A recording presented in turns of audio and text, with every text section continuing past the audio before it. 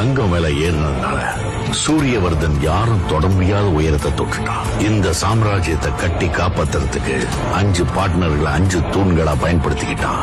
Bhargav, Rajendra Desai, Andrews. சூரியவர்தனுக்கு இருந்த பெரிய பலம் அவன் தம்பி அதீரா. அவனோட சாமர்த்தியத்துல கட்டின இந்த கோட்டையில சூரியவர்தனோட மகன் கருடனோட பங்கு இருந்தது. இவங்க 2 பேர் இருந்ததால கேஜிஎஃப் யாராலும் நெருங்க கூட முடியல. நாங்க ஏற்கனவே ஒருத்தன் தன்னோட கால் தரத்தை பதிச்சுட்டான்னு அவங்க யாருக்குமே தெரியல.